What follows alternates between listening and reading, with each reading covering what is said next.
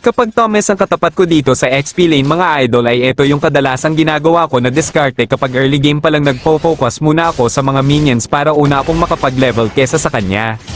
Hindi mo na ako nakikipagsabayan sa kanya kasi lugi naman talaga si Yin sa early kung ang usapan ay palagan lalo na at may vengeance pa na spell yung Thomas. Pero ang pinaka-tricks talaga dyan mga idol ay huwag kang magpapakita na takot kay Thomas, dapat samahan mo pa rin ng unting agresibo pero may halong play safe kasi pag naunahan ka ng Thomas siguradong mahihirapan ka ng makabawi sa kanya. Kung makikita nyo dito kahit low health na ako ay pinapakita ko sa kanya na susubukan ko pa rin agawin sa kanya yung EXP farm kasi malaking tulong din yan sa early. Pero kahit low health ako di ko pinipilit lumapit sa kanya kasi baka mapites lang ako tapos nakuha niya pa yung crab XP edi mas lalo akong mababaog. Sa part na to nakita ko sa minimap na paparating yung mga kakampi ko para dumalaw kaya medyo umabante ako ng kunti para mapalapit ko si Thomas at ayun successful naman napites namin siya. At dahil sa nangyari lumamang na ako kay Thomas tapos nakapag gold plate pa ako sa tore niya kaya ang gagawin ko na lang kahit kunti pa yung kalamangan ko sa kanya ay gagawin ko tong advantage para mas lalo ko pa siyang mabaog. Ang hinihintay ko na lang sa mga oras na to ay mag level 4 ako para pag nakita ko si Thomas ay bibigyan ko na agad lalo na't hindi pa siya level 4. Kahit pa may vengeance pa si Thomas huwag ka na matakot na comboan siya kasi lamang ka na sa item at level kaya tatagas pa rin yung damage mo sa kanya.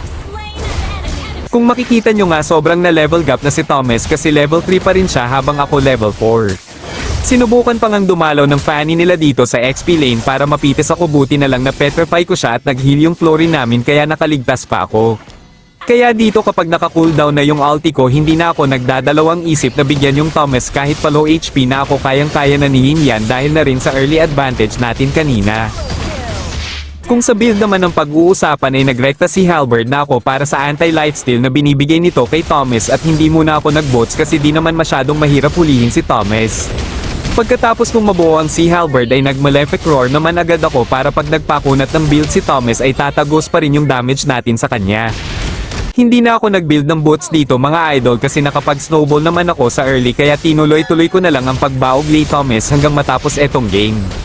Kaya yung lang mga idol tandaan nyo lang na kapag si Yin ang ginamit nyo kalaban si Thomas siguraduhin nyong di kayo napipitas sa early pa lang kasi paunahan lang yan at si Yin kasi yung power spike niya palaging nasa early kaya mas mabuting maunahan mo si Thomas.